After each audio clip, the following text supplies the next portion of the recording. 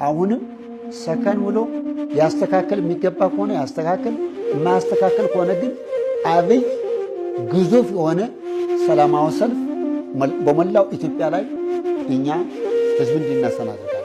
በእንዲህ አይነት አካሄድ በእንዲህ አይነት አቅጣጫ የሚሄዱ ከእንግዲህ አንደበደብም፣ ከእንግዲህ አንቆስልም፣ ከእንግዲህ አንታሰርም። ይሄ መቆም አለበት።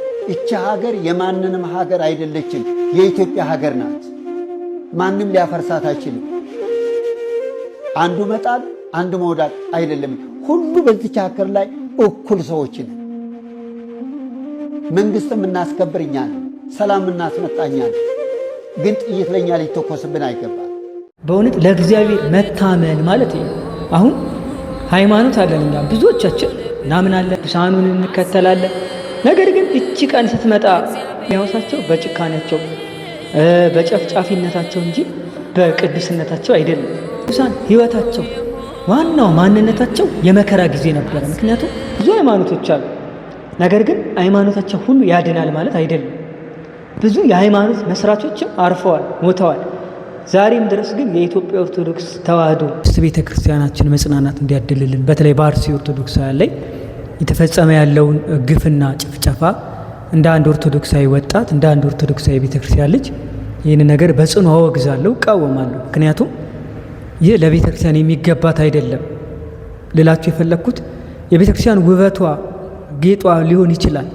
ነገር ግን አሁን እየተከናወነ ያለው አንድ ጊዜ የተከናወነ ነገር አይደለም። በጣም ረጅም ዓመት የፈጀ ለረጅም ጊዜ ሲሰራበት የቆየ ስለሆነ ይህንን ነገር ውድ ኦርቶዶክሳውያን እንንቃላለው፣ መቃወም አለብን። ሁላችንም የቤተ ክርስቲያን ልጆች፣ ዘማሪያን፣ ሰባኪያን እየወጣችሁ ለመቃወም ይገባችኋል። ምክንያቱም ዝም ብላችሁ ቁጭ አትበሉ። ያው ነገ ነግበኔ ነው። ነገ እኛ ጋር ላለመምጣቱ ምንም ዋስትና የለንም። ድምፅ ልንሆናቸው ይገባል ብዬ አስባለሁ። ምክንያቱም ዛሬ እኛ በሰላም ወጥተን እንገባለን፣ በሰላም በልተን እንተኛለን። እነሱ ግን በሰላም መነሳታቸው በሰላም መውጣት መግባታቸው እንኳን በእውነት አጠያያቂ በሆነበት ሰዓት ነው ያሉት እና አይታችኋል። በሶሻል ሚዲያ እየተከናወነ ያለው በጣም ሲዘዋወር ታቦት ይዘው ተሰደዋል። በእውነት እኛ ከዚህ የሆነ ነገር እንኳን ይዘን ስንሄድ እንዴት ምን እንደሚሰማን ይሄ ነገር እኔ ላይ ቢሆን እና እኛ ጋር ቢሆን ምንድን ነው የሚሰማን? እኔ በጣም ነው የሚያመኝ። ምክንያቱም እንደ አንድ ኦርቶዶክሳዊ ቤተክርስቲያን ልጅ በጣም ነው የሚሰማው። ምክንያቱም ይሄ ነገር ዛሬ ለእነኛ ያልቀረ ለእኛ ላለመምጣቱ ዋስትና የለንም። ዛሬ እንግዲህ የምናያቸው ነገሮች አሉ። የመጀመሪያው የብፁዕ ወቅዱስ አቡነ ማትያስ የአርሲ ሀገረ ስብከት የሰጡት የሃይማኖት መግለጫ አለ። የተሰማቸውን ነገር ገልጸዋል፣ ግዘዋል። ይህ ነገር መሆን የለበትም በቃ። ምክንያቱም እስከ መቼ ነው የምንሞተው? እስከ መቼ ነው የምንገደለው? ይሄ ነገር 5 ዓመት 6 ዓመት እየፈጀ ዝም ካለው እነሱ እየተደራጁ እነሱ አቅም እያገኙ እኛ ደግሞ እየተንኮታኮትን ነው የምንሄደውና ይህ ነገር መሆን የለበትም። ብዙ ሰዎች፣ የተለያዩ አርቲስቶች፣ የተለያዩ የቤተክርስቲያን አባቶች፣ በጣም ብዙ ሰዎች የሀዘን መግለጫቸውን እያሰሙ ይገኛሉና አንድ የተወሰኑ ቪዲዮችን እንግዲህ አሁን ደግሞ በተለይ አይታችሁ ከሆነ እንግዲህ በጣም የዘመነ ሰማዕታት ህይወት እጅግ አስከፊ ነው። እኔ በጣም ነው የሚገርመኝ። በተለይ ዲዮቅልጥያኖስ በነበሩ ዘመን በተለይ የቤተ ክርስቲያናችን የስደት ዘመን ተብሎ የሚጠራው ይሄ ንጉሥ ቆስጠንጢኖስ ከመገለጡ አስቀድሞ እሱ ከመምጣቱ በፊት ያለው በጣም የቤተ ክርስቲያን የመከራ ዘመን ነው። ቤተ ክርስቲያን በነገራችን ላይ ምንም ተደስታ አታውቅም። ጌታችን በአንዱ ሐዋርያት ከሱ ጋር ሳሉ እነኛ ሰዎች ፈሪሳውያን፣ የተለያዩ ጸሐፍት ፈሪሳውያን ጠይቀውት ነበረ።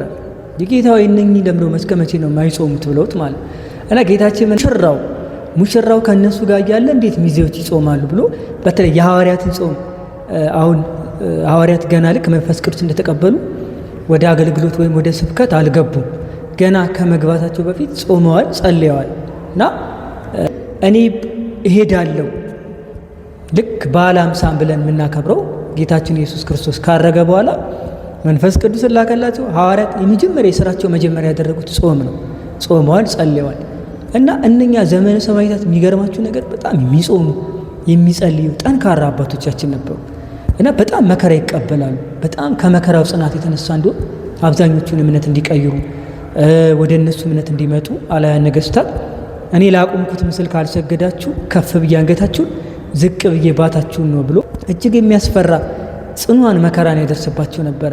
የሉጣና የቅዱስ ቂርቆስ ገድል ላይ አይታችሁ ከሆነ ክንዱ ይላል 40 ክንድ የሚፍለቀለቅን እሳት አዘጋጅቶ ጋኑ እጅግ በጣም ከዚህ 40 ሜትር ድረስ የሚሰማ የሚንተከተክ ውሃ ማለት አፍልቶ እዚህ ነው የሚጨምራችሁ። አምላካችሁን ካዱ ኢየሱስ ክርስቶስ የምትሉትን አምላክ ቅድስት ኢየሉጣ በጊዜው ፈርታ ነበር። ፈርታ ሸሸች ይላል። ለዚህ ነው ኢትፍሪን እማ ብሎ ሕፃኑ ቅዱስ ቂርቆስ የ3 ዓመቱ ሕፃን አበርትቶ አጽንቶ እናቴ ሆይ እኛ በዚህ ምድር ይህንን እኛ የፈራነው ይህንን እሳት ነው። ነገር ግን በሰማይ የማያንቀላፋ የማይተኛ ትሉ የማያንቀላፋ የማይጠፋ እሳት በሰማይ ይጠብቀናል። ስለዚህ ዛሬ እዚህ እሳት ውስጥ ብንገባ ያንን እሳት ግን አያገኘንም። አስባችሁታል ምን ያህል ጥንካሬ ጥብዓት እንደሆነ። ለጌታቸው ታምነዋል። መታመናቸውን ያሳዩት እኮ ራሳቸውን በፍል ውሃ ውስጥ ከተው አንድ መተኪያ በሌላቸው ነፍሳቸው ተወራርደው እግዚአብሔርን አክብረውታል። ለዚህ ነው ቅዱስ ኤፍሬም ምን ይላል? ሰማዕታት የዚችን ዓለም ጣዕም በእውነት ናቁአል፣ ደማቸውን ስለ እግዚአብሔር አፈሰሱ።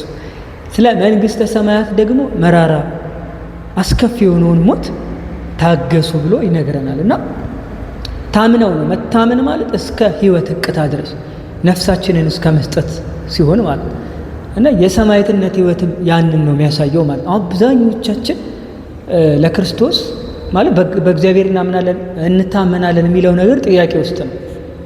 ምክንያቱም እኛ ፈተና ብትመጣ እንታወቃለን። ፈተና የሆነች ነገር ብትመጣ እኛ እኮ በጥቃቅን ነገር ራሳችንን የምንሸውር ነን።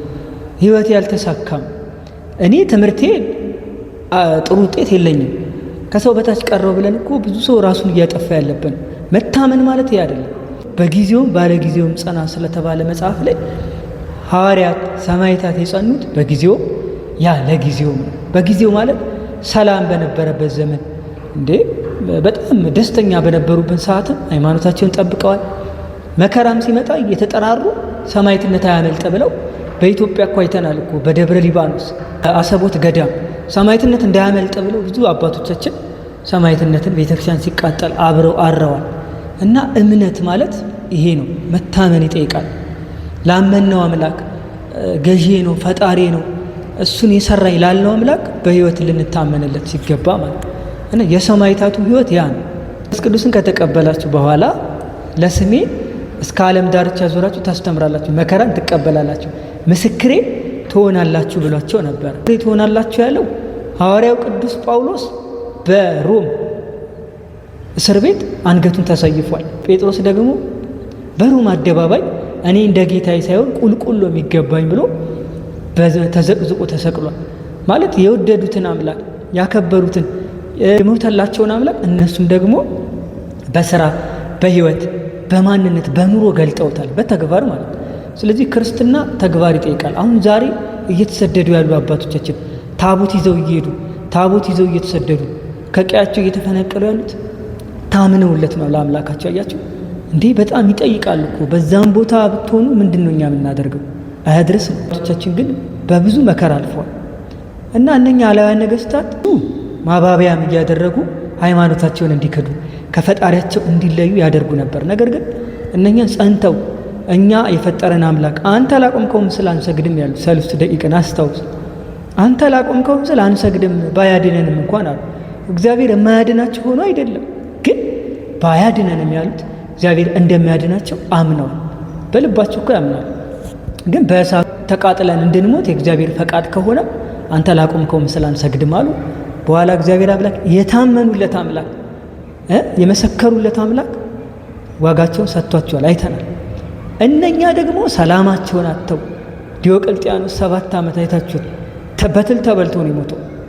ጋላሪያስ እነ ጁሊያን ማለት ነው ኔሮን ቄሳር የወዲት ጉዲትን ብንመለከት እነ አህመድ ግራኝን ታሪካቸው ጠፍቷል። እንዲሁም ዛሬ ታሪክ የሚያወሳቸው በጭካኔያቸው በጨፍጫፊነታቸው እንጂ ቅዱሳን አባቶቻችን ግን ዛሬም ድረስ ታቦት ተቀርጾላቸው ቤተ ክርስቲያን ተሰርቶላቸው። ለዚህ ነው ጌታችን ምን አለ? በጻድቁ ስም ቀዝቃዛ ውሃ የሰጠ የጻድቁ ዋጋ አይጠፋበትም ያለ። ስለዚህ ዛሬ እኔ በአምላከ ተክለ ሃይማኖት ስም አንድ የቀዘቀዘ ውሃ ብሰጥ ዋጋው የለኝ ማለት።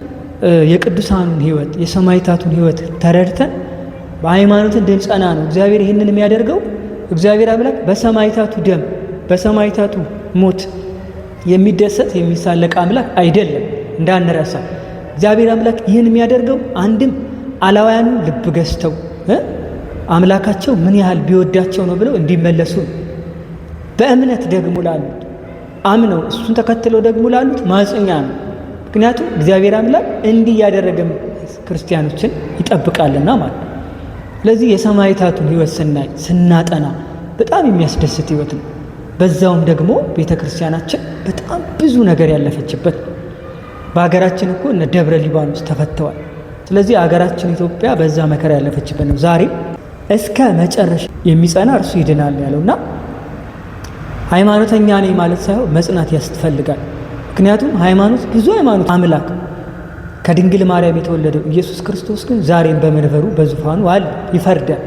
ስለዚህ እንዳንስት እንዳንጥስ ሕጉን እንድንጠብቅ በእግዚአብሔር ሕግ ስርዓት እንድንጓዝ አባቶቻችን ሰማዕታትን ሲያስቡ እጅግ ደስተኛ ናቸው። ምክንያቱም እነሱ ቅድስና እግዚአብሔርን ደስ በማሰኘት የተጠመዱ ስለሆኑ የዚህ ዓለም አሸንክታ የዚህ ዓለም መከራ የዚህ ዓለም ሐሳብ ያልተጫናቸው ስለሆኑ ዘወትር ሐሳባቸው ሊናቸው እግዚአብሔርና እግዚአብሔር ቅዱሳኑ ድንግል ማርያምን ነው የሚያስቡ። እኛ ባለም ያለን እንኳን ድንግል ማርያም እንኳን ቅዱሳኑ ሊታሰቡን ይቅሩና ዛሬ ነው ምናቸው የሚበላው የሚጠጣውን ነገር በማሰብ አይምሯችን ዝሏል፣ ደክሟል። ስለዚህ ወደ እነሱ የእምነት ልዕልና ወደ እነሱ የእምነት ከፍታ ልናድግ ይገባልና ሰማዕታት ሲባል በጣም ምስክር ማለት ነው። የቃሉ ትርጉም ምስክር ማለት ነው። ምስክርነታቸው ደግሞ ስለ እግዚአብሔር ነው። ብዙ ሰው ስለ ብዙ ነገር ሊመሰክር ይችላል። ነገር ግን የነኚህ ምስክር ልዩነት የሚያደርገው ስለ እግዚአብሔር አምላኬ ነው፣ ጌታዬ ነው፣ ፈጣሪ ነው ብለው ሳይክዱ በአላውያን ነገሥታት ፊት በድፍረት የመሰከሩ ናቸው። ጌታችን ደግሞ እኔ የሚያፍር አለ እኔም በአባቴ ፊት አፍርበታለሁ፣ በእኔ የማያፍር ደግሞ እኔ በአባቴ ፊት እመሰክርለታለሁ ስላለ እነሱ ይህንን ቃል የተገበሩ ናቸው።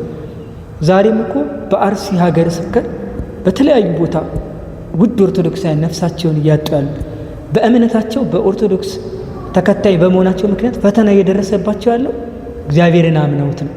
ዛሬ እቺ መከራ ታልፋለች፣ የተወሰነ ጊዜ ነው። የማያልፈው ደግሞ የእግዚአብሔር መንግስት ይመጣል። ላክ በእውነት ከዘመናኪት እንዲጠብቀን ካህኑን ከደብሩ ታቦቱን ከመንበሩ ህዝቡን ደግሞ ከቄው ሳይጎልብን እግዚአብሔር አምላክ ለከርሞ ሰው ይበለን፣ በሰላም በፍቅር ይጠብቀን። ይህንን ቪዲዮ ለብዙ ሰው መጽናኛ ይሆናልና ሼርና ኮፒ ሊንክ አድርጉልኝ፣ ሰብስክራይብም አድርጉ። ውድ ኦርቶዶክሳውያን በሌላ ቪዲዮ እስከምንገናኝ እግዚአብሔር አምላክ ሀገራችን ኢትዮጵያ ሰላም ያደርግልን፣ እኛም በሃይማኖት ያለነውንም ይጠብቀን። መጽናት እንድንችል እግዚአብሔር አቅም ብርታት ይሁነን። መንፈስ ቅዱስ አይለየን። ሰላም ቆዩ።